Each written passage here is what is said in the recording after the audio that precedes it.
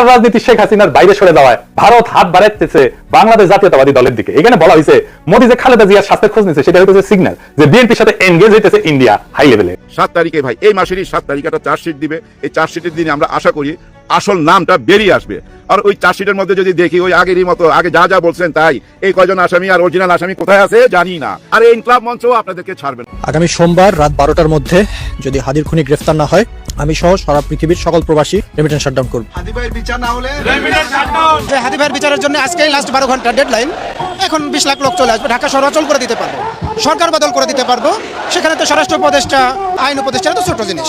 24-এর বিষয় কোন বিদেশি শক্তির অনুগ্রহে নয়, বিজয় বাংলাদেশের ভবিষ্যতে, বিজয় বাংলাদেশের তারুণ্যে, বিজয় বাংলাদেশের অবিনাশী শক্তি। বসে থাকার মতো আর সময় নাই, আমরা চলে আসছি শাহবাগ। ইতিমধ্যে লক্ষ লক্ষ জনতা, ছাত্র জনতা মাঠে নেমে গেছে। আজ ওসমান হাদির খুনি ফয়সালের বাসায় সেনাবাহিনীর অভিযান।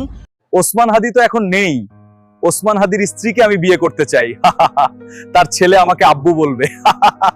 আসসালামু আলাইকুম প্রিয় দর্শক, নতুন একটি নিউজে আপনাদের সবাইকে স্বাগতম। প্রিয় দর্শক, শহীদ শরীফ ওসমান হাদির খুনের প্রায় 20 দিন পেরিয়ে গেলেও কিন্তু এ যাবৎ পর্যন্ত খুনিকে ধরতে পারেনি বা বিচারের আওতায় নিয়ে আসতে পারেনি। প্রিয় দর্শক, এখন বর্তমান সময়ে এসে যারা বাংলাদেশ থেকে অন্য অন্য রাষ্ট্রে রয়েছে তারা কিন্তু কঠোরভাবে সিদ্ধান্ত নিয়েছে বা পদক্ষেপ গ্রহণ করেছে বাংলাদেশে আর কোনো টাকা বা রেমিটেন্স পাঠাবে না যত সময় পর্যন্ত ওসমান হাদির খুনের আসামিকে না ধরতে পারবে এবং তাকে ফাঁসির কার্যকর করতে না পারবে।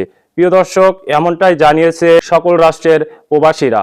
প্রিয় দর্শক, তারা এখন ব্যাংকের মাধ্যমে টাকা লেনদেন করবে না, তারা টাকা পাঠাবে হুন্ডির মাধ্যমে। প্রিয় দর্শক, এখন আপনাদের কাছে প্রশ্ন হচ্ছে, যদি সকল প্রবাসীরা রেমিটেন্স ব্যাংকের মাধ্যমে লেনদেন না করে, যদি হুন্ডিতে টাকা পাঠায়, তাহলে কিন্তু বাংলাদেশ এখানে ক্ষতিগ্রস্ত হবে অর্থনৈতিক দিক দিয়ে। প্রিয় দর্শক, তাহলে কি ডক্টর মোহাম্মদের উচিত অতি তাড়াতাড়ি এই ওসমান হাদির খুনিকে খুঁজে বের করা এবং তাকে বিচারের আওতায় নিয়ে আসা? তা আপনার মূল্যবান মতামতটি অবশ্যই কমেন্টে জানিয়ে যাবেন। প্রিয় দর্শক, এরই সাথে সাথে বাংলাদেশের যে সাংবাদিক পিনাকি ভট্টাচার্য, তিনি যে ফ্রান্সে এখন বর্তমান অবস্থান করছেন, তিনি কিন্তু ফ্রান্সের একটি অনুষ্ঠানে গিয়ে বাংলাদেশের 24শে জুলাই যোদ্ধাদের বিষয়ে অনেক কিছু বক্তব্য রেখেছেন। প্রিয় দর্শক, আমি আশা করছি সেই বক্তব্যগুলোর মধ্যে জুলাই যোদ্ধাদের কি এমন স্মরণীয় বা কি এমন কথা তুলে ধরেছেন তা অবশ্যই এই নিউজটি সম্পূর্ণ দেখলেই বুঝতে পারবেন। প্রিয় দর্শক, এরই সাথে সাথে ভিডিওর শুরুতে যে ভিডিওর অংশবিশেষগুলো দেখিয়ে শুরু করেছিলাম সেই ভিডিওর বিস্তারিত আলোচনা দেখে আসি। তবে তার আগে বলি, যারা এখন এই চ্যানেলটি সাবস্ক্রাইব করেননি তারা সাবস্ক্রাইব করে পাশে থাকা বেল আইকনটি বাজিয়ে দিবেন। আর যারা ইতিমধ্যে চ্যানেলটি সাবস্ক্রাইব করে রেখেছেন তাদেরকে অসংখ্য ধন্যবাদ। তো চলুন দর্শক, আমরা একটা লাইক দিয়ে ধারাবাহিকভাবে ভিডিওর সকল বিস্তারিত আলোচনা দেখে আসি। আগামী সোমবার রাত 12টার মধ্যে যদি হাদির খুনি গ্রেফতার না হয়, আমি সহ সারা পৃথিবীর সকল প্রবাসী রেমিটেন্স শাটডাউন করব। হাদি ভাইয়ের বিচার না হলে রেমিটেন্স শাটডাউন। এরে আসিফ বা নাক্কির পোলা, এই যে দেখ বেতন পাইছি, এখন আর ব্যাংকে পাঠাই দেন না টাকা, টাকা যাবে সকল প্রবাসীরা হুন্ডিতে টাকা পাঠাইবেন। বন্ধুরা, ওসমান হাদির বিচার না হলে রেমিটেন্স বন্ধের ঘোষণা দিল প্রবাসীরা রীতিমতো ক্ষিপ্ত হয়ে গিয়েছে অন্তর্বর্তী সরকারের ওপরে। তাদের একটাই দাবি, ওসমান হাদির হত্যার বিচার না হলে তারা রেমিটেন্স পাঠাবে না। তিনি বললেন বিএনপির যত কর্মী আছে প্রস্রাব কইরা দিলে নাকি সব ভাইসে যাবে। এই অন্য আপনাকে বিনীত অনুরোধ করি, গত 16 বছর আপনার প্রস্রাব করতে নিষেধ করছে কেডা? মানে গত 16 বছর আপনি প্রস্রাব করেন নাই কেন? আল্লাহর রাস্তায় বলেন। মানে আবারও বিএনপিকে বলে, জামাত ইসলামী বলে মুরব্বীদের মুখে টেপ মারেন, পিছনে বসাই রাখেন। তারা বিভিন্ন হুন্ডির মাধ্যমে এই রেমিটেন্স দেশে পাঠাবে, কোনো ব্যাংকিং চ্যানেলের মাধ্যমে নয়। কিরে আসিফ নজরুল, এডি কি দেখছস নি? রিয়াল কি ভাবতেছস? কি রেমিটেন্স পাঠামো বা ব্যাংকে ট্রান্সফার করো? অসম্ভব, হুন্ডিতে ট্রান্সফার করো, একটু পরে ট্রান্সফার করো, মাত্র বেতনটা পাইয়া উড়াইলাম। যতদিন পর্যন্ত আমাদের প্রবাসীদের দাবি মেনে না নিবেন ততদিন পর্যন্ত রেমিটেন্স শাটডাউন লাগা হুন্ডি। ঠিক আছে, প্রত্যেকটা প্রবাসী একজনও রেমিটেন্স পাঠাবেন না, সবাই রেমিটেন্স শাটডাউন লাগা হুন্ডি। ইয়েস, আপনারা দেখতেই পাচ্ছেন বিভিন্ন দেশ থেকে এই রেমিটেন্স বন্ধের ঘোষণা দেওয়া হচ্ছে। কেউ বলছে 72 ঘন্টার আলটিমেটাম, আবার কেউ বেঁধে দিয়েছে নির্দিষ্ট সময়। এবার সকল প্রবাসীরা ক্ষেপে উঠেছে। তারা ভিডিও করে সরকারকে বার্তা দিতে চাচ্ছে যে ওসমান হাদির বিচার নিয়ে তারা কতটা ডেসপারেট।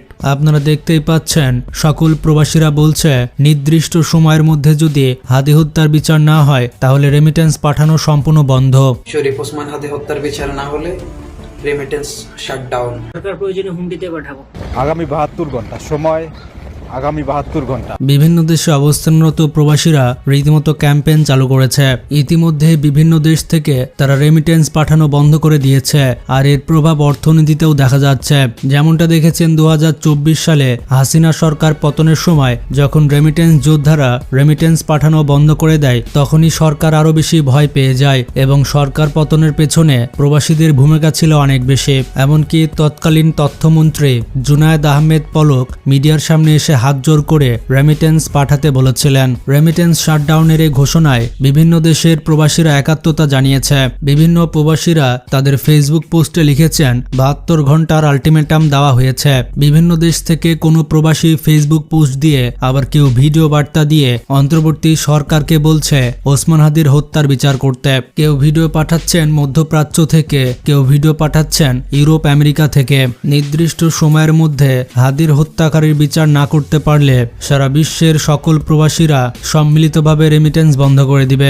হাদি ভাইয়ের বিচার নিশ্চিত করার জন্য ভাই এই শাহবাগে রাস্তা অবরোধ করে বিভিন্ন জায়গায় সভা সমাবেশ করে সরকারকে বাধ্যও করা যাবে না, আর এই সরকার অপরাধীদের গ্রেফতারও করবে না।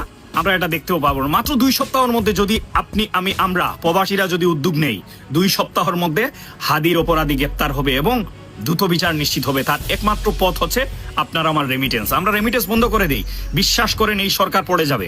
এই সরকার বাধ্য হবে 15 দিনের মধ্যে অপরাধী গ্রেফতার করতে এবং দ্রুত বিচার নিশ্চিত করতে। ইনকলাব মঞ্চ 1 মিনিটের জন্য ঘুমায় নাই।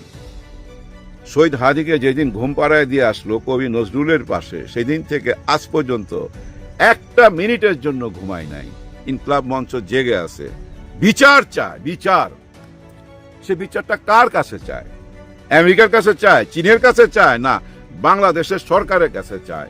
আর বাংলাদেশের সরকার বলতে আমরা একজনকেই বুঝি, হ্যাঁ ভাই একজনকেই বুঝি, ডক্টর ইউনূস স্যার। ওনার কাছে এই বিচারটা চাচ্ছে, কিন্তু ইউনূস স্যার কি কোনো জবাব দিচ্ছে? হ্যাঁ, ওনার পক্ষ থেকে গোয়েন্দা বিভাগ যে জবাবটা দিছিল সেই জবাবের সাথে বর্তমানের অবস্থা মিলে না। হ্যাঁ, মিলে না। গোয়েন্দা বিভাগ আমাদেরকে কি বলছে যে সে ভারতের দিকে চলে গেছে, এরকম একটা ইঙ্গিত দিছে। বাংলাদেশে নাই, মোটামুটি এই ইঙ্গিতটাই তো দিছে।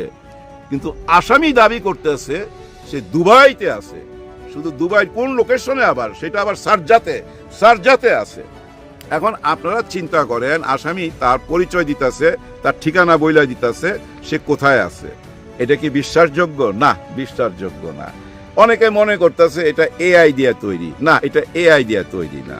আমি সিনেমার মানুষ ভাই, আমি বুঝতে পারি তার ঠোঁটের নড়াচড়া, কথা কোত্থেকে বাইর হইতেছে।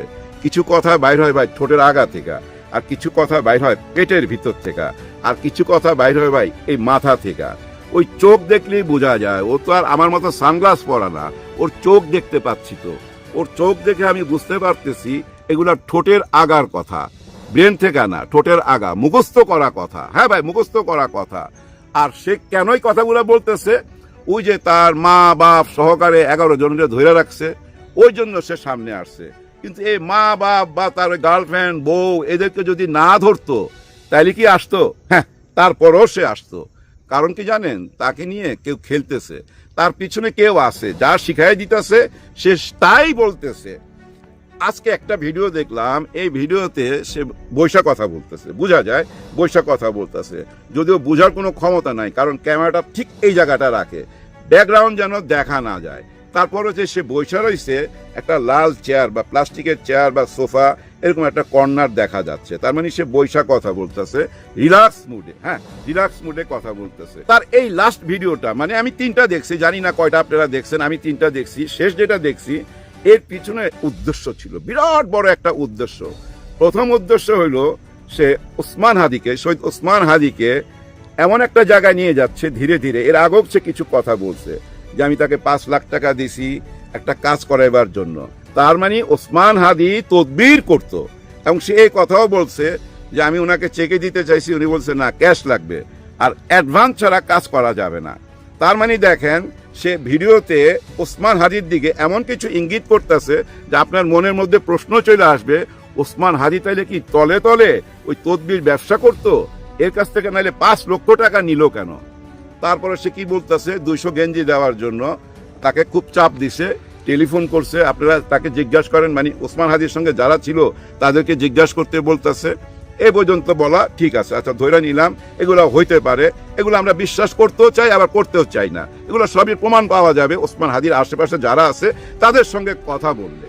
কিন্তু আজকে যেটা বললো এটা একটা ভয়াবহ ব্যাপার, যে তাকে পার কইরা দিছে, মানে যে লোকটা কি মোল্লা যেন নাম, ওই লোকটা যে তাকে পার কইরা দিছে সে কে?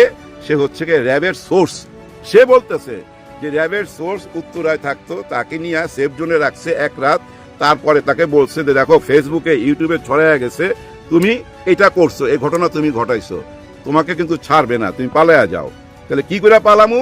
সেই লোক তাকে ব্যবস্থা করে দিছে, সেই র্যাবের সোর্স তাকে সেই ব্যবস্থা কইরা পার কইরা দিছে। সেই মোল্লাই তাকে ভারত হইয়া বা অথবা মনে করেন ঢাকা এয়ারপোর্ট দিয়া কিভাবে পার করছে এটা ওই মোল্লাকে ধরলে বোঝা যাবে। প্রিয় দর্শক, আমি আশা করছি ভিডিওটি সম্পূর্ণ মনোযোগ সহকারে দেখেছেন। সেই সাথে ভিডিও সম্পর্কিত কোনো তথ্য বা মতামত থাকলে কমেন্ট বক্সে জানিয়ে যাবেন। আজকের মতন এখানে শেষ করছি, ফিরে আসছে আগামী দিনে নতুন একটি টপিক নিয়ে। সে পর্যন্ত সবাই ভালো থাকবেন, আল্লাহ হাফেজ।